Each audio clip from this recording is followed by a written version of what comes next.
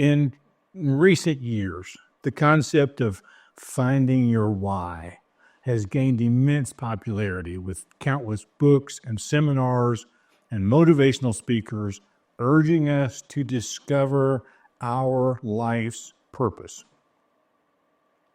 And while the idea of having a clear driving force behind our actions may seem appealing, the truth is that obsessing over your why can be counterproductive and maybe even detrimental.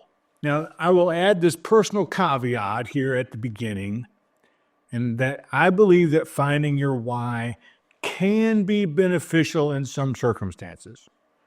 I've spent time working on my own, but over time, I've come to believe that it is simply not the life-changing activity that some writers and YouTube gurus would have us believe.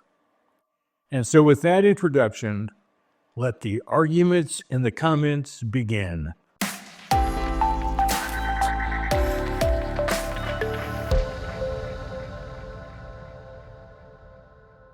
Many people might fall into what could be called the purpose fallacy.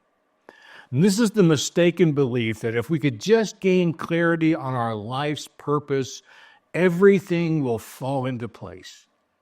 We'd suddenly become motivated. We would be disciplined. We would be free from any self-doubt that's been plaguing us our whole life. But this approach often leads to endless introspection and a lot of theorizing about the minutiae of our lives without any actual progress to be seen. Ironically, having a rigid, predefined purpose can limit our potential for growth and for our own personal exploration. When we fixate on a specific why, we may inadvertently close ourselves off to new opportunities and experiences that just don't align with what we have perceived to be our singular purpose in life. Life is dynamic, and our interests and our passions evolve over time. And a fixed purpose can become a constraint rather than a guide. Instead of endlessly contemplating our purpose, we often gain more clarity through action. As we engage with the world and we try new things and we face challenges, we naturally discover what resonates with us.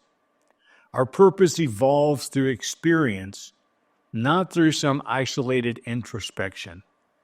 We may try one thing and find it simply doesn't fit our personality or even our current life circumstances.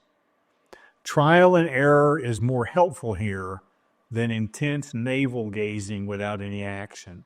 And rather than getting stuck in what some have called the stasis loop of this constant reflection, we should embrace the creative action cycle. This involves taking action, observing the results, reflecting on the experience, and then adjusting our course. And it's through this repeated process that we truly uncover what matters to us and where we can make a meaningful impact with our lives. Now, obviously, focusing on our why can be extremely helpful in certain circumstances. It helps us find motivation, or maybe the lack of motivation, in decision-making. If I want to buy a new camera, for instance, I might ask myself, why do I really want a new camera? Why do I want this particular camera? Or we might ask, why am I buying a new house or a new car? Or why am I getting married? Or why am I having children? There are life-changing answers in answering our why at times, but it may not be the best way to find our purpose in life. Instead of fixating on our why, we might find it more productive to focus on our what, our unique skills, our talents, and the specific ways we contribute to the world are often more defining and actionable than some abstract sense of purpose. Many people discover fulfillment not through a grand, overarching purpose, but through simple acts of service and kindness, volunteering, helping others, or using our skills to make a positive impact can provide a sense of meaning without the pressure of defining a lifelong purpose. Our desires and goals change over time, and what we wanted a decade ago may be vastly different from what we want now. And accepting this fluidity allows us to adapt and grow without feeling constrained by any previously defined purpose. As one writer suggested, perhaps we might be better off learning to live the questions rather than seeking definitive answers. Embracing uncertainty and remaining open to life's unfolding can lead to richer experiences and oftentimes unexpected joys.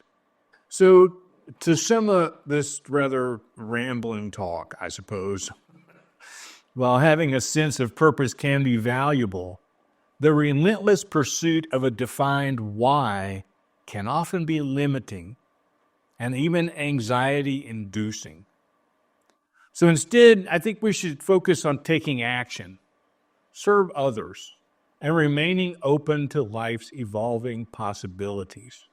And by doing so, we may find that our purpose reveals itself naturally through our experiences and our interactions with the world around us. Life is much more about living in the gray than it ever was about defining black and white. And quite honestly, we should be okay with that. Something to think about as you enter into 2025, I suppose. And thank you for watching, and we'll see you next time.